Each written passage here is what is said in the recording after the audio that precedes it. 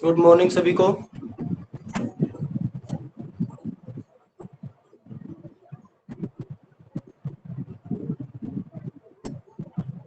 आवाज आ रही है क्या?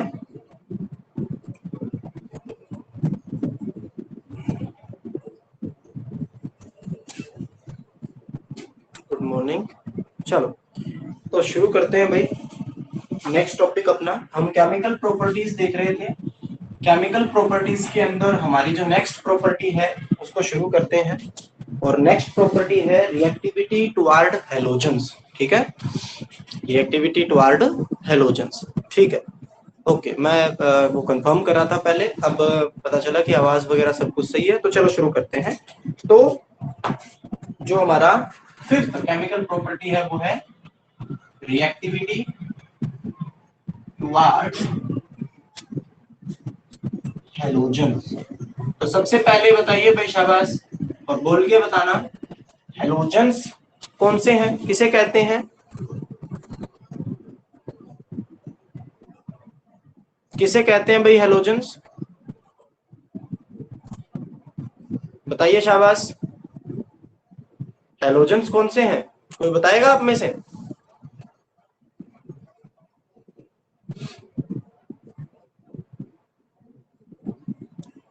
किसी को नहीं पता? Fluorine. Fluorine, very good. Fluorine, fluorine, bromine, bromine and iodine, ये सारे के सारे आयोडीन। हैलोजेंस। बिल्कुल सही। Fluorine, chlorine, bromine and iodine, ये सारे के सारे जो है अपने हैलोजेंस हैं। उन सभी को रिप्रेजेंट किया जाता है एक्स के द्वारा। इन सभी को एक्स के द्वारा रिप्रेजेंट किया जाता है, याद रखना, ठीक है, एक्स। अब हम क्या कर रहे हैं, हम रिएक्टिविटी पढ़ रहे हैं एल्कली मेटल्स की। किसकी तरफ? टुवार्ड द हैलोजेंस, हैलोजेंस की तरफ। ठीक है, तो चलिए देखते हैं इसमें क्या लिख रखा है। ये कह रहा है कि जो एल्कली मेटल्स हैं वो हैलोजेंस के साथ रीडिली यानी बहुत तेजी से रिएक्ट करती हैं, और रिएक्ट करके आयनिक हैलाइड्स की फॉर्मेशन करती है। आप सभी को पता होना चाहिए, आयनिक का मीनिंग होता है आयंस वाला कंपाउंड। तो जो एल्कली मेटल्स हैं ये हैलोजेंस के साथ रिएक्ट करके जो कंपाउंड बनाते हैं उनको हैलाइड कहते हैं, और वो आयनिक है। इसका मतलब उसमें एक कैटायन होगा और एक एनायन होगा। फॉर एग्जांपल ये देखिए, जैसे ये कोई भी एल्कली मेटल है M, इसकी रिएक्शन अगर आप किसी भी हैलोजेंस के साथ करवाएं, हैलोजन आपको सभी को पता है डाई एटॉमिक फॉर्म में पाए जाते हैं, तो आपको जो हैलाइड मिलेंगे उनका फॉर्मूला होगा MX। इसको बैलेंस करने के लिए यहाँ पे भी 2 लगाया जाता है और यहाँ पे भी 2 लगाया जाता है। So this is the reaction. Alkali metal react कर रहे हैं हैलोजेंस के साथ और ये बना रहे हैं जी हैलाइड। ये आयनिक हैलाइड है। इसमें जो ये अपना मेटल है इस पे पॉजिटिव चार्ज होगा और एक्स पे नेगेटिव चार्ज होगा। जो आपने 10th में पढ़ रखा है कि ये जो मेटल है इलेक्ट्रॉन लूज करेगी तो इस पे पॉजिटिव चार्ज, और वही इलेक्ट्रॉन इस हैलोजन के द्वारा एक्सेप्ट किया जाएगा तो उस पे नेगेटिव चार्ज। फिर क्या लिख रखा है, फॉर एक एग्जांपल ले रखा है जैसे कि सोडियम का, तो यहाँ पे M की जगह Na लिख दो। X2 के साथ रिएक्शन, X2 की जगह आप कोई भी हैलोजन ले सकते हो, उससे कोई फर्क नहीं पड़ता। फ्लोरीन, क्लोरीन, ब्रोमीन, आयोडीन, बनेगा क्या? NaX बनेगा। अच्छा, यहाँ पे 2 और यहाँ पे भी 2। फिर बात आती है रिएक्टिविटी की, कि भाई जो ग्रुप 1 के एलिमेंट है कौन कौन से हैं? लिथियम, सोडियम, पोटेशियम, रुबिडियम और सीजियम। ये जो एलिमेंट है इनमें सबसे ज्यादा रिएक्टिव कौन होगा हैलोजन के साथ रिएक्शन करने में? तो भाई सिंपल सा आंसर है सीजियम। सीजियम जो है उसकी सबसे ज्यादा रिएक्टिविटी होती है किसके साथ? हैलोजन के साथ रिएक्ट करने में। यानी आपको पूछा जाए कि भाई इनमें से सबसे ज्यादा रिएक्टिव कौन है हैलोजन के साथ रिएक्शन करवाने के लिए, तो सीजियम। रीजन क्या है? क्योंकि सीजियम अप टू डाउन जाने पर साइज बढ़ता है, आप सभी को पता है। तो सीजियम की जो आयोनाइजेशन एंथैल्पी है वो काफी ज्यादा लो होती है। इसका मतलब ये इजीली इलेक्ट्रॉन लूज कर सकता है, और लूज करके इजीली ये कैटायन की फॉर्मेशन कर सकता है। ठीक है, बहुत सिंपल सा आंसर है। यहाँ पे देखो, हैलोजन के साथ जो कंपाउंड बनते हैं उसमें जो मेटल है वो कैटायन की फॉर्म में प्रेजेंट होता है। तो आपसे पूछ ले कि भाई इनमें से सबसे ज्यादा रिएक्टिव कौन है, तो आपका आंसर होगा जो इजीली कैटायन बनाए। और इजीली कैटायन कौन बनाएगा, जो इजीली इलेक्ट्रॉन को लूज करता है, दैट इज सीजियम। तो अप टू डाउन जाने पर जो आपकी रिएक्टिविटी है हेलोजन के साथ वो बढ़ती है due to decrease in ionization enthalpy और इंक्रीज इन साइज, ये भी कह सकते हो आप। फिर ये क्या कह रहा है कि ज्यादातर जो मेटल हेलाइड्स होते हैं, ज्यादातर जो मेटल हेलाइड्स हैं वो आपके आयनिक होते हैं नेचर के अंदर, एक्सेप्ट LiI, लिथियम आयोडाइड। इसको छोड़ करके बाकी जितने भी आपके हेलाइड हैं, जैसे कि NaCl हो गया, NaBr हो गया, है ना, NaI हो गया, ये सारे के सारे आयनिक है। बस इस LiI को छोड़ के। इसके पीछे रीजन जानते हैं क्या? इसके पीछे रीजन ये है कि इस कंपाउंड में सबसे छोटा केटायन पाया जाता है, स्मॉलेस्ट केटायन पाया जाता है, दैट इज Li+, और सबसे बड़ा एनायन पाया जाता है, लार्जेस्ट एनायन पाया जाता है, दैट इज I-। तो अब इनमें खेल क्या है, मैं सिंपल सी भाषा में आपको बताता हूं। यहाँ क्या होता है कि जितना छोटा केटायन होता है उसकी पोलराइजिंग पावर उतनी ही ज्यादा होती है। होता क्या है मैं भी बताता हूं, बस एक बार समझिए कि जितना छोटा केटायन होगा उसकी पोलराइजिंग पावर उतनी ही ज्यादा होगी, ठीक है। और जितना बड़ा एनायन होगा उसकी पोलराइजेबिलिटी भी उतनी ही ज्यादा होगी। सिंपल से आंसर है, कुछ नहीं है, ठीक है। जितना छोटा केटायन होगा उसकी पोलराइजिंग पावर उतनी ही ज्यादा होगी, जितना बड़ा एनायन होगा उसकी पोलराइजेबिलिटी भी उतनी ही ज्यादा होगी। अब ये जान लेते हैं ये होती क्या है। तो देखिए, जो लिथियम है वो एक सबसे छोटा केटायन है, साइज छोटा है लेकिन पॉजिटिव चार्ज तो उतना ही है। इसका मतलब इसके around strong positive field present होता है, जो मैंने लास्ट क्लास में भी आपको बताया था। इसके अराउंड स्ट्रॉन्ग पॉजिटिव फील्ड जो है वो प्रेजेंट होता है, ठीक है। और ये है अपना I-, ये लार्जेस्ट एनायन है। इसका मतलब ये जो मैंने बनाया है ना, ये इसका इलेक्ट्रॉन क्लाउड है। माइनस चार्ज है मतलब इसके ऊपर इलेक्ट्रॉन की डेंसिटी ज्यादा है, इसके ऊपर पॉजिटिव चार्ज है मतलब इसके पास इलेक्ट्रॉन जो है वो कम है। तो छोटा साइज होने की वजह से इसका जो इसके अराउंड जो पॉजिटिव फील्ड है वो बहुत ही ज्यादा स्ट्रॉन्ग है। तो ये क्या करता है, ये कोशिश करता है कि इस एनायन के या जो ये जो इलेक्ट्रॉन क्लाउड है इसको अपनी तरफ अट्रैक्ट किया जाए, खींचा जाए, ठीक है। जो कैटायन होता है ना उसकी ये एबिलिटी होती है, ये उसकी पावर होती है कि वो एक एनायन का जो इलेक्ट्रॉन क्लाउड है उसको अपनी तरफ खींचने की कोशिश करता है, ठीक है।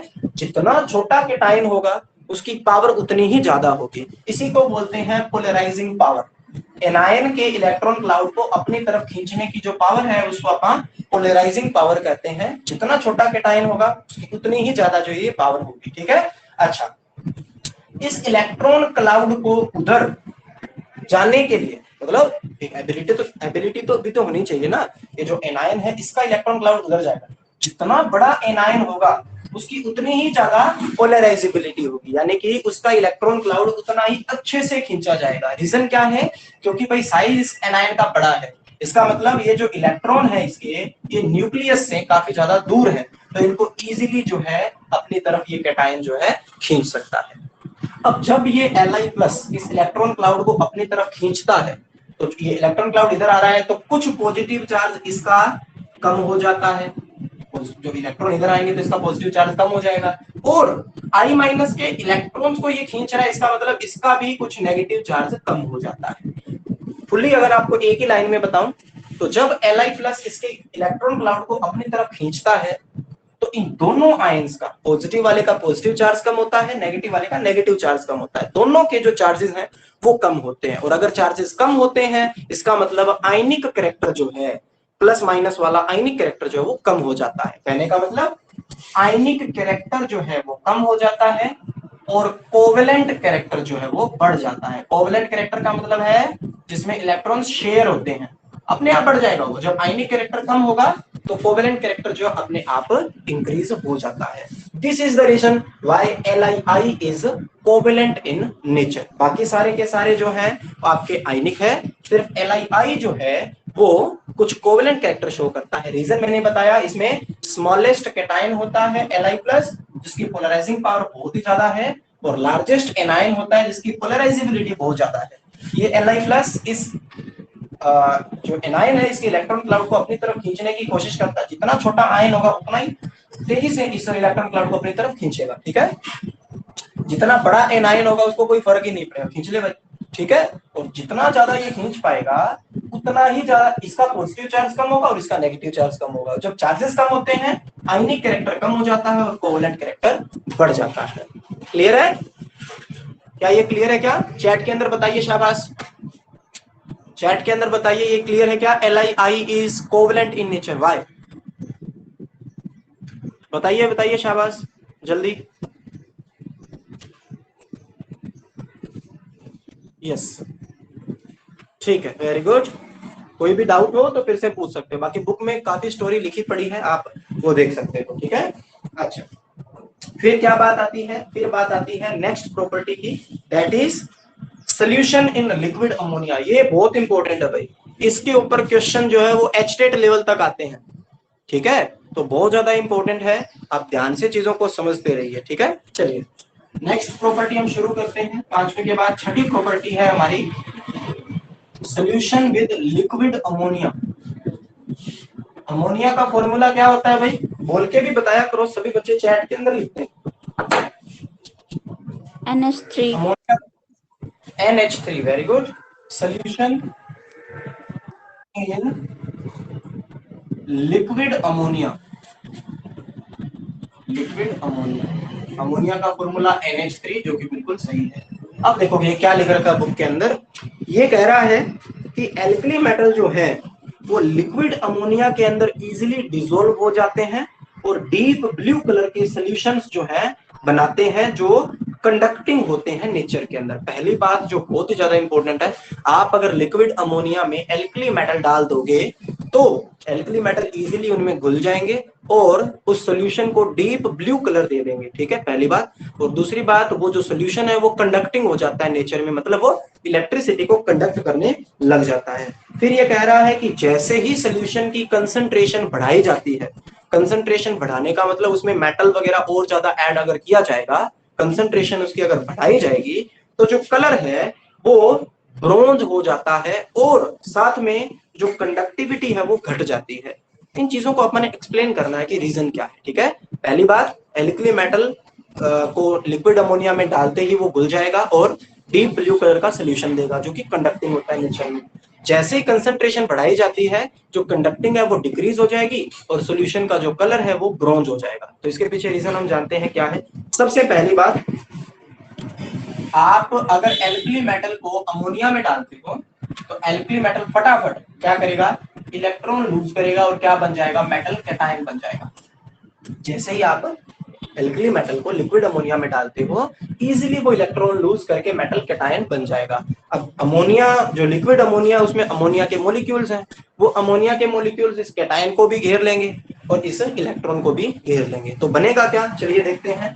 तो जैसे ही ये जो एल्कली मेटल है ये जाता है इसमें लिक्विड अमोनिया में, इजीली ये अपना इलेक्ट्रॉन लूज कर देता है, एक कैटायन बन जाएगा और इलेक्ट्रॉन बन जाएगा। कैटायन भी अमोनिया के मॉलिक्यूल्स के साथ कंबाइन करेगा, इलेक्ट्रॉन भी अमोनिया के मॉलिक्यूल्स के साथ कंबाइन करेगा और क्या बनाएंगे, ये देखिए, ये मेटल है, ये अमोनिया के मॉलिक्यूल्स हैं NH3 और इसके ब्रैकेट में कुछ लिखा हुआ है X+Y। ये जस्ट इंडिकेशन के लिए और कुछ भी नहीं, ठीक है। अब आप सभी को पता है मेटल इसमें जाएगा तो इलेक्ट्रॉन लूज कर देगा, और खुद जो है वो कैटायन की फॉर्म में आ जाएगा। अब होगा क्या, मेटल कैटायन भी NH3 के मॉलिक्यूल के साथ कंबाइन करेगा, ये इलेक्ट्रॉन भी NH3 के मॉलिक्यूल के साथ कंबाइन करेगा और बनाते क्या है, ये देखिए, मेटल के साथ जुड़ जाएंगे NH3 के मॉलिक्यूल और इस पूरे कॉम्प्लेक्स के ऊपर चार्ज आ जाएगा प्लस। जो मेटल का है NH3 पे कोई चार्ज नहीं होता है। सेम ऐसे ही जो इलेक्ट्रॉन है उसके साथ भी बहुत सारे NH3 के मॉलिक्यूल जुड़ जाएंगे, उनको भी आप ब्रैकेट में शो करेंगे और पूरे कॉम्प्लेक्स पे क्या चार्ज आ जाएगा, नेगेटिव। यानी ये मेटल कैटायन, उसके साथ भी अमोनिया के मॉलिक्यूल जुड़ गए, ये इलेक्ट्रॉन इसके साथ भी अमोनिया के मॉलिक्यूल जुड़ गए, ठीक है। अब ये जो है स्पीशीज, ये कहलाती है अमोनिएटेड कैटायन, अमोनिएटेड कैटायन, ठीक है। और ये जो स्पीशीज है ये कहलाती है अमोनिएटेड इलेक्ट्रॉन, अमोनिएटेड इलेक्ट्रॉन, ठीक है। एक एल्कीन मेटल को जैसे ही आप लिक्विड अमोनिया में डालते हैं, एक अमोनिएटेड कैटायन बन जाएगा, एक अमोनिएटेड इलेक्ट्रॉन बन जाएगा, ठीक है। अब बात आती है कि इस सॉल्यूशन का जो कलर है वो ब्लू क्यों होता है, रीजन क्या उसके पीछे, ब्लू कलर होने के पीछे इसका रीजन क्या है। तो चलिए जानते हैं। कि ब्लू कलर होने के पीछे रीजन क्या है। उससे पहले आपको ना एक आर्टिस्ट व्हील होती है उसको जानना होगा। ये देखिए आर्टिस्ट व्हील होती है कि जो कौन सी बॉडी जो है वो कौन सा कलर एब्जॉर्ब कर रही है। जो कलर एब्जॉर्ब हो जाता है वो हमें विजिबल नहीं होता। एब्जॉर्ब होने के बाद जो ट्रांसमिटेड कलर होता है वो हमें किसी भी चीज का शो होता है। ठीक है, आपको पता होना चाहिए। अब इससे ये पता चलता है, ये देखिए आपने जो है इस आर्टिस्ट व्हील के अंदर कुछ इस तरीके से एक लाइन लगानी है, फिर ये दूसरी लाइन है, और फिर ये लाइन है ये तीसरी लाइन है। और इसमें जो आपका इंद्रधनुष रेनबो वाला जो वो आप याद रखते हैं ना, क्या होता है वो अलग अलग कलर्स को याद रखने के लिए बताइए शाबाश। विप गयोर। विप गयोर, ठीक है। विप गयोर जो है उसको याद रखना है। विप गयोर में से आई जो है इंडिगो, उसको आप एक बार निकाल सकते हो। तो इंडिगो को निकाल के क्या बचा, V D G Y O R, V B G Y O R. ठीक है, ये जो कलर है ये आपको इस तरीके से जो है याद रखने हैं। ठीक है, तो अगर आपसे कोई पूछता है कि कोई बॉडी है भाई वो वायलेट कलर को एब्जॉर्ब कर रही है तो उस बॉडी का कलर कैसा होगा, तो वाई के बिल्कुल वी के बिल्कुल सामने वाई है, तो यानी उसका जो कलर है वो येलो जो है आपको दिखाई देगा। आपसे कोई पूछ ले कि भाई कोई बॉडी है वो ऑरेंज कलर जो है वो एब्जॉर्ब कर रही है तो उसका जो कलर है कैसा दिखेगा, तो एब्जॉर्ब ऑरेंज हो रहा है, उसके सामने वाला शो होगा यानी कि ब्लू शो होगा। ठीक है, तो इस तरीके से आप इस आर्टिस्ट व्हील को जो है थोड़ा सा समझ सकते हो। ज्यादातर केसेस में ये बिल्कुल सही होता है, कुछ केसेस में थोड़ा बहुत इधर उधर हो भी जाता है, जैसे इसमें होगा। अभी मैं बताता हूँ इसमें हमने जो है किस तरीके से याद करना है कि कलर जो है ब्लू कैसे शो होता है। तो इसमें लिख रखा है कि जो अमोनिएटेड इलेक्ट्रॉन होता है वो सोल्यूशन के ब्लू कलर के लिए जो है रिस्पॉन्सिबल होता है। ठीक है, ब्लू कलर के लिए जो रिस्पॉन्सिबल होता है वो आपका अमोनिएटेड इलेक्ट्रॉन होता है। रीजन वही सेम बातें, क्या लिखोगे आप, ये जो अपना ये जो अमोनिएटेड इलेक्ट्रॉन है इसके ऊपर जब लाइट पड़ेगी, इसके ऊपर जब लाइट पड़ेगी तो क्या होगा, विजिबल लाइट में से जो रेड कलर है वो एब्जॉर्ब कर लिया जाएगा, या रेड कलर के अकॉर्डिंग जो एनर्जी होती है उसको ये अमोनिएटेड इलेक्ट्रॉन एब्जॉर्ब करेगा और हायर एनर्जी लेवल में चला जाएगा। या तो सिंपल आप वो याद रख लो जो मैंने पहले आपको बताया है कि इस पे एनर्जी पड़ेगी, ये ग्राउंड स्टेट से एक्साइटेड स्टेट में चला जाएगा। एक्साइटेड स्टेट जो वो स्टेबल नहीं होती है, वहां से जब ये वापस आएगा तो एनर्जी रिलीज करेगा किस फॉर्म में, रेडिएशन की फॉर्म में, और वो रेडिएशन आपको ब्लू कलर की जो है दिखाई देती है। अब रीजन ये है कि ब्लू कलर की क्यों दिखाई देती है, तो आप कहोगे कि जो एनर्जी इसने एब्जॉर्ब करी थी ऊपर जाने के लिए वो कौन सी थी, वो रेड रीजन के लिए कॉरेस्पॉन्डिंग थी।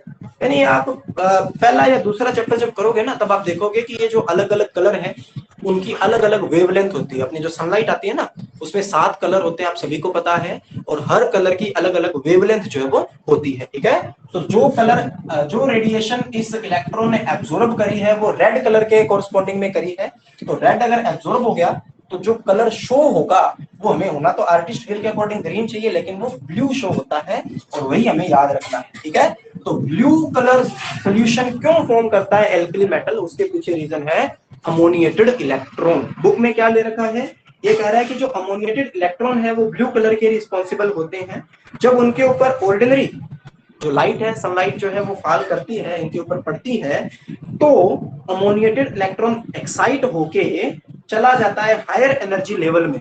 अब ऊपर जब जाता है ना तो वो एनर्जी एब्जॉर्ब करके गया है, और एनर्जी वो उसने कौन सी एब्जॉर्ब करी है, corresponding to red region. Red region के कोरिस्पोंडिंग उसने जो एनर्जी है वो एब्जॉर्ब करी है। वहां वो स्टेबल नहीं है, वहां से जब वापस आएगा तो एनर्जी रिलीज करेगा, ट्रांसमिट करेगा, किस फॉर्म में, रेडिएशन की फॉर्म में, और वो रेडिएशन आपको कैसे दिखेगी, ब्लू कलर की जो है देखने को मिलेगी। ठीक है, तो ये रीजन था भी कि सोल्यूशन का ब्लू कलर क्यों होता है। दूसरी बात, कंडक्टिविटी क्यों होती है इस सोल्यूशन की, उसके पीछे रीजन है कंडक्टिविटी 2 चीजों की वजह से होती है, आयंस की वजह से और इलेक्ट्रॉन्स की वजह से। इन सोल्यूशन में आयन भी है और इलेक्ट्रॉन भी है, तो अमोनिएटेड कैटायन और अमोनिएटेड इलेक्ट्रॉन की वजह से ये जो सोल्यूशन है ये कंडक्टिंग होता है नेचर के अंदर। और एक चीज और मैं आपको बताऊंगा कि इन सोल्यूशन में, अब देखो आपने ये सुना होगा अनपेयर्ड इलेक्ट्रॉन। अनपेयर्ड इलेक्ट्रॉन, जो इलेक्ट्रॉन पेयर्ड नहीं होते उनको अपन अनपेयर्ड इलेक्ट्रॉन बोलते हैं। जिन जिन सिस्टम्स के अंदर अनपेयर्ड इलेक्ट्रॉन होता है वो सिस्टम्स कलर्ड होते हैं और वो सिस्टम पैरामैग्नेटिक भी होते हैं। आपने छोटी क्लासेस में पढ़ा होगा, पैरामैग्नेटिक पढ़ा है क्या? डाई मैग्नेटिक एंड पैरामैग्नेटिक सुना है क्या? क्या होते हैं? What are diamagnetic and paramagnetic? कोई बताएगा?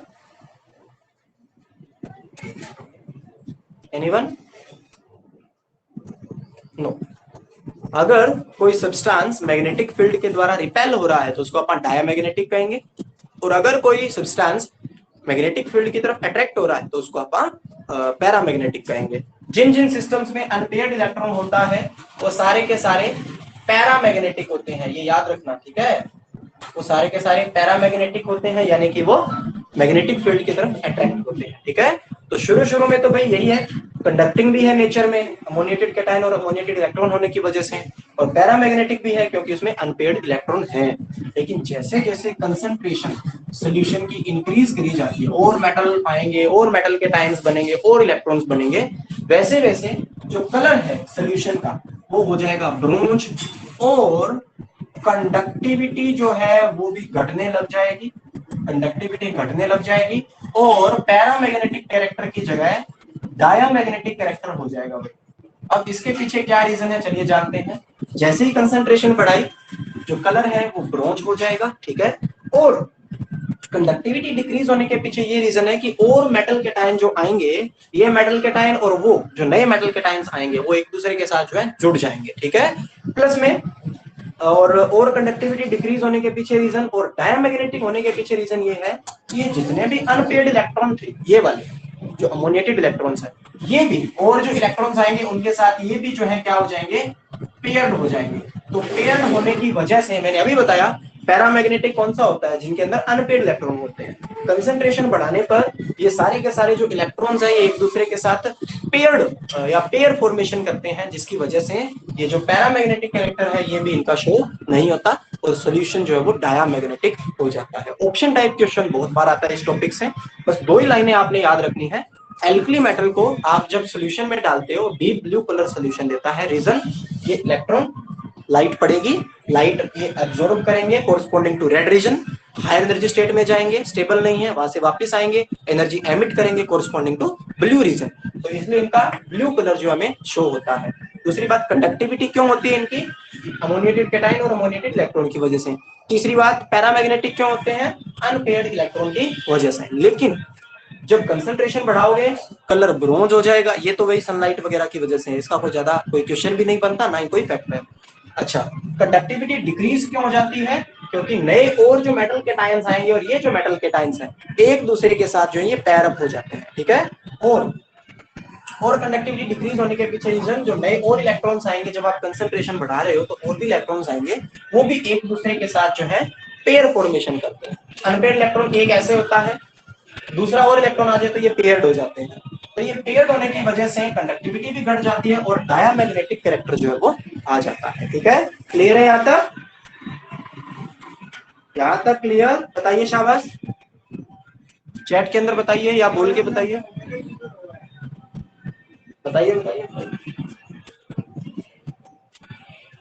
अगर क्लियर नहीं है, कोई डाउट है तो वो भी बताइए। एक मिनट, यस ओके, ठीक है। चलो अब नेक्स्ट प्रॉपर्टी देखते हैं। नेक्स्ट प्रॉपर्टी है जी रिड्यूसिंग नेचर। हाइड्रेशन वाला भी दे रखा है, लेकिन आप सभी को पता है हाइड्रेशन का, मैंने पहले भी बताया था, हाइड्रेशन एंथैल्पी से रिलेटेड टॉपिक। जितना छोटा आयन होगा वो उतना ही ज्यादा हाइड्रेट होगा, ठीक है? उतना ही ज्यादा वो इजीली हाइड्रेट होगा, और उसके केस में जो हाइड्रेशन एंथैल्पी निकलती है वो भी बहुत ही ज्यादा रिलीज होती है, ठीक है? इसको करवाने की कोई खास जरूरत नहीं है, वैसे इंपॉर्टेंट है वो भी। अच्छा, उसके बाद जो नेक्स्ट प्रॉपर्टी है वो है रिड्यूसिंग नेचर, जो कि बहुत ही ज्यादा इंपॉर्टेंट है। चलिए देखते हैं उसमें क्या है। आठवीं प्रॉपर्टी है वो रिड्यूसिंग नेचर। अगर आपको सिंपल भाषा में मैं बताऊं तो जो एल्कली मेटल्स होती हैं, जो एल्कली मेटल्स होती हैं वो बहुत ही अच्छे स्ट्रॉन्ग रिड्यूसिंग एजेंट होते हैं। These are very strong reducing agent. मेरा क्वेश्चन है मैं पूछ लेता हूँ एक एक करके। मेरा क्वेश्चन है किससे? मुस्कान से।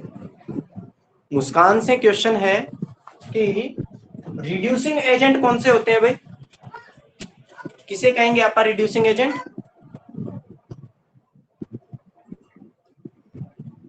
मुस्कान, आवाज आ रही है क्या?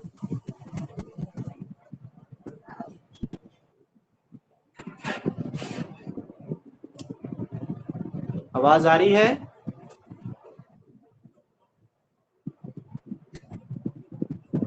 अच्छा, चलो निशिता।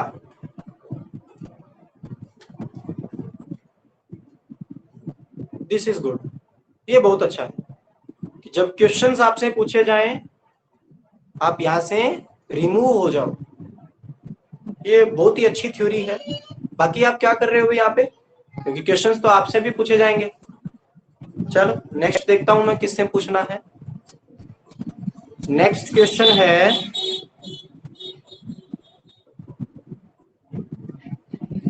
वर्षा से। What is reducing agent? किसे कहा जाएगा? ऑक्सीडेशन लूज करने वाले जो एजेंट होते हैं ना उनको। रिड्यूसिंग एजेंट है मतलब वो दूसरे का क्या करवाएंगे? दूसरे का ऑक्सीजन सोचिए लूज। थोड़ा।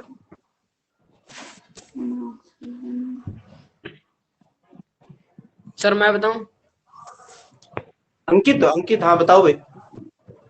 सर रिड्यूसिंग एजेंट वो होता है जो किसी दूसरे का रिडक्शन करवाए या फिर। बिल्कुल सही, वेरी गुड। और खुद का उनका क्या होता है? ऑक्सीडेशन। ऑक्सीडेशन। हाँ ठीक है। रिड्यूसिंग एजेंट वो होते हैं भाई, अब फिर समझ लो। जो भाग रहे थे वो एक बार और देख लो, भागने से काम नहीं चलेगा। रिड्यूसिंग एजेंट वो होते हैं जिनका, देखो, दूसरे का वो करवाते हैं, दूसरे का वो करवाते हैं रिडक्शन, और खुद का करवाते हैं ऑक्सीडेशन। अब जो अपने पहले टर्म्स में पढ़ी है ना, काम तो वो भी आती है कि ऑक्सीडेशन का मतलब ऑक्सीजन जुड़ना, रिडक्शन का मतलब ऑक्सीजन हटना, वो तो आती है। लेकिन बहुत सारे नए भी कंसेप्ट हैं जो भी आपने साथ के साथ जो है समझने पड़ेंगे। अगर कोई स्पीशीज इलेक्ट्रॉन लूज कर रही है उसको भी हम क्या बोलते हैं कि उसका ऑक्सीडेशन हो रहा है। अगर कोई स्पीशीज इलेक्ट्रॉन गेन कर रही है उसको भी हम कहते हैं उसका क्या हो रहा है जी? रिडक्शन हो रहा है। ये टर्म्स ज्यादातर यूज करी जाती हैं हायर स्टडीज के अंदर ऑक्सीडेशन एंड रिडक्शन के रिस्पेक्ट में। यानी अगर कोई चीज इलेक्ट्रॉन लूज कर रही है ना तो हम कहेंगे जी उसका तो ऑक्सीडेशन हो रहा है। अगर कोई चीज इलेक्ट्रॉन गेन कर रही है इसका मतलब उसका क्या हो रहा है? रिडक्शन हो रहा है। तो ध्यान से सुनो। एल्कली मेटल बहुत ही अच्छे रिड्यूसिंग एजेंट है। इसका मतलब ये दूसरे का रिडक्शन करवाएंगे, खुद का क्या करवाएंगे? ऑक्सीडेशन। और ऑक्सीडेशन का मतलब क्या होता है? इलेक्ट्रॉन लूज करना। अब बात आपको धीरे धीरे समझ में आएंगी। Why alkali metals are strong reducing agent? ये स्ट्रॉन्ग रिड्यूसिंग एजेंट क्यों है? क्योंकि भाई ये बहुत ही इजीली इलेक्ट्रॉन लूज करते हैं। अगर ये इलेक्ट्रॉन इजीली लूज करेंगे इसका मतलब अपना ऑक्सीडेशन इजीली करेंगे, और अपना ऑक्सीडेशन अगर इजीली करेंगे तो दूसरे का रिडक्शन भी क्या करेंगे? इजीली करेंगे। सिंपल सी बात है। That's why these are very strong reducing agent. एक एग्जांपल लेके समझते हैं। ये देखिए NaCl, Na ने एक इलेक्ट्रॉन लूज कर दिया, इसका मतलब Na का तो हो गया जी ऑक्सीडेशन, और यही इलेक्ट्रॉन इसने किसको दे दिया? Cl को। Cl किस में कन्वर्ट हो गया? Cl माइनस में, यानी Cl का हो गया जी रिडक्शन। अब ये देख लीजिए, सोडियम ने खुद का तो ऑक्सीडेशन करवाया है, दूसरे का रिडक्शन करवाया है। दैट्स व्हाई सोडियम यानी कि alkali metals are strong reducing agent. जो जितना इजीली इलेक्ट्रॉन रिलीज करता है वो उतना ही अच्छा रिड्यूसिंग एजेंट माना जाता है। ये चीज आप याद रखिएगा, ठीक है? जो जितना इजीली इलेक्ट्रॉन लूज करेगा वो उतना ही अच्छा रिड्यूसिंग एजेंट माना जाएगा, क्योंकि वो खुद का ऑक्सीडेशन इजीली करवा रहा है तो दूसरे का रिडक्शन भी इजीली करवाएगा। Is it clear? क्या ये बात क्लियर हुई? और उसको भूलना नहीं है। क्लियर हुई ये बात? बताइए बताइए, शाबाश। ठीक है, very good. So alkali metals are very strong reducing agent. Reason? क्योंकि ये बहुत ही इजीली जो है इलेक्ट्रॉन लूज कर देते हैं, इनकी आयोनाइजेशन एंथैल्पी जो है काफी ज्यादा कम होती है, ये इजीली इलेक्ट्रॉन लूज कर देते हैं, यानी अपना ऑक्सीडेशन इजीली कर देते हैं, तो दूसरे का रिडक्शन जो है वो बहुत ही फास्ट करेंगे। That's why these are strong reducing agent. मेरा क्वेश्चन आपसे, और ध्यान से क्वेश्चन को समझना, जो क्वेश्चन को समझेगा उसका आंसर जो है पक्का गलत देगा, पक्का गलत देगा आंसर। क्यों? देखिए मैं आपके सामने ये एलिमेंट लिख रहा हूं, lithium, sodium, potassium, rubidium, caesium, और मेरा क्वेश्चन है बेस्ट रिड्यूसिंग एजेंट कौन, बेस्ट रिड्यूसिंग एजेंट कौन, बताइए बताइए, बेस्ट रिड्यूसिंग एजेंट कौन होगा?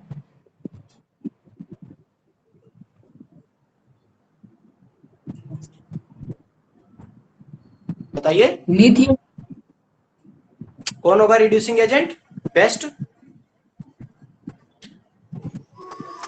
लिथियम होगा, लिथियम होगा सर। लिथियम होगा। अरे क्यों, क्या कारण है भाई?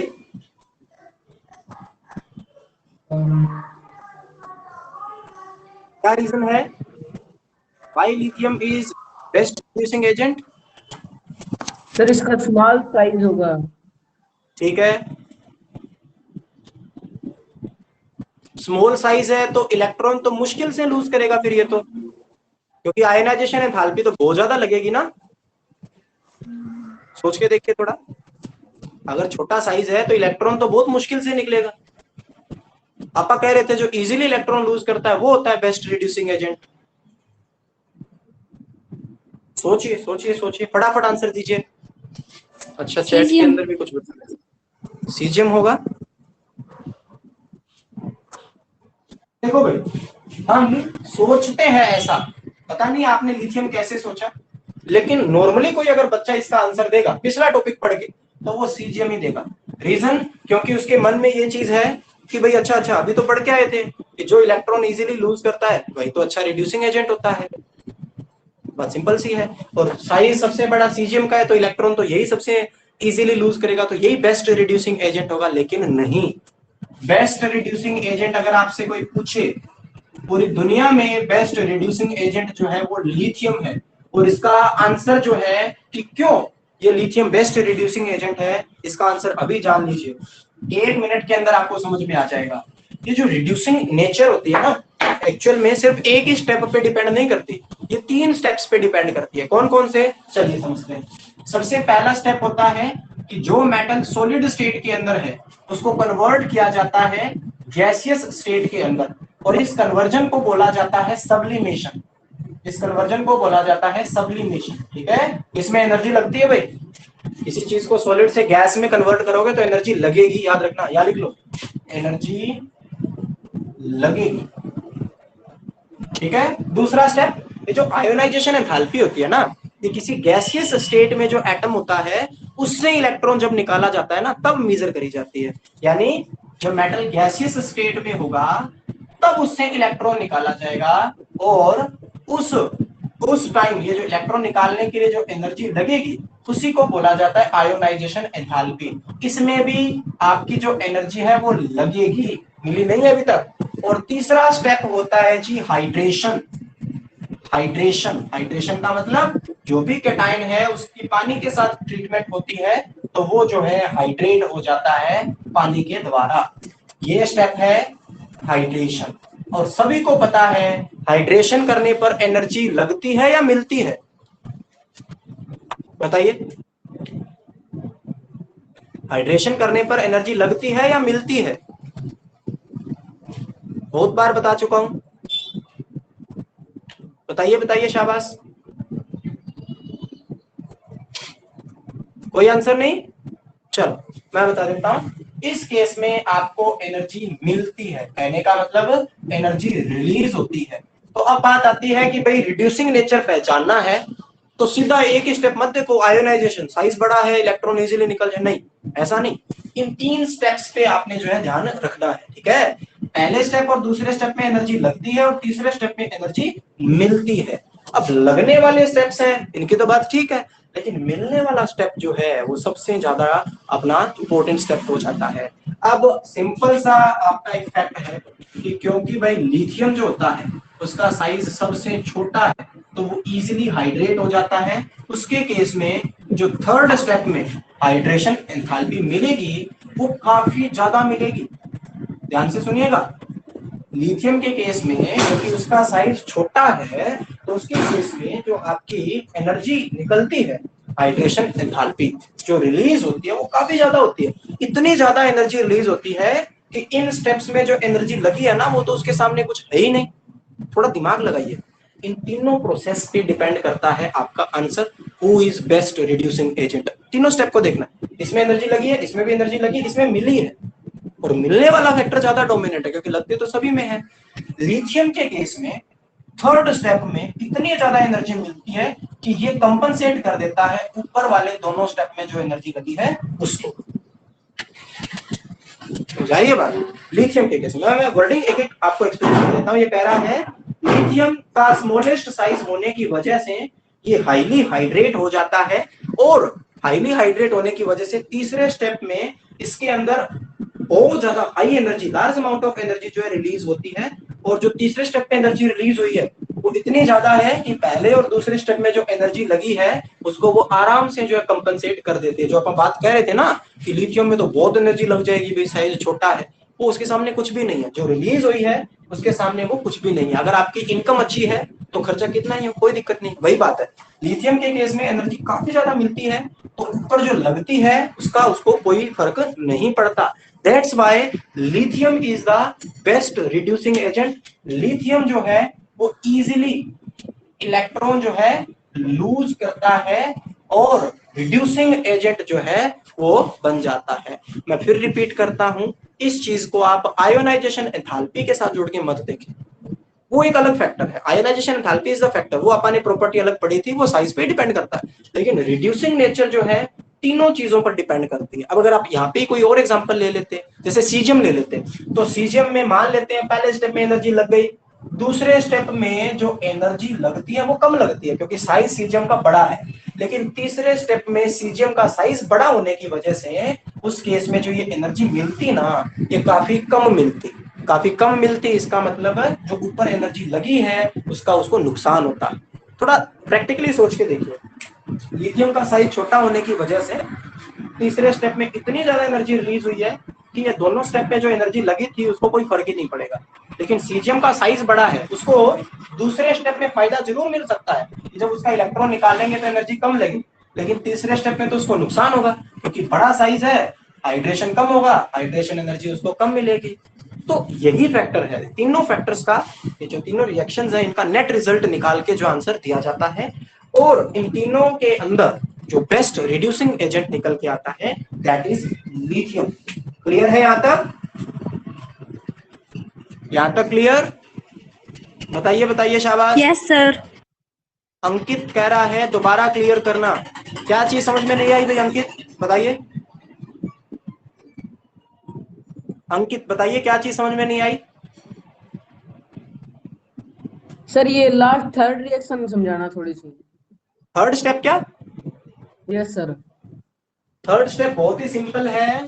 जो भी मेटल कैटायन यहाँ पे बना है उसका पानी के साथ ट्रीटमेंट होगा, यानी हाइड्रेशन होगा, सिंपल भाषा में हाइड्रेशन। और हम सभी को पता है जब हाइड्रेशन करवाया जाता है तो एनर्जी रिलीज होती है, यानी कि एनर्जी मिलती है। ठीक है, लिथियम के केस में साइज छोटा होने की वजह से, जिसका जितना छोटा साइज होता है उतना ही ज्यादा वो हाइड्रेट होता है, उतना ही ज्यादा वो गीला होता है। ठीक है, पानी उसको सराउंड कर लेता है और उतनी ज्यादा हाइड्रेशन एनर्जी जो है रिलीज होती है। तो लिथियम के केस में तीसरे स्टेप में बहुत ही ज्यादा एनर्जी रिलीज होती है, इतनी ज्यादा एनर्जी रिलीज होती है कि इसके पहले और दूसरे स्टेप में इतनी एनर्जी लगी ही नहीं है। That's why lithium is the best reducing agent. अब क्लियर है? Okay sir. हाँ जी, अब सुनिए बात ध्यान से। बहुत सारे बच्चे हैं, रोज मैं आपको 5-5 बच्चों को जो है वर्क शो करने के लिए कहता हूं, लेकिन उनमें से या तो 2 बच्चे शो करते हैं या 3 बच्चे शो करते हैं। अब इसका ये मतलब नहीं है कि मैं कांटेक्ट नहीं करता, उनके पेरेंट्स से बात करने की पूरी कोशिश रहती है।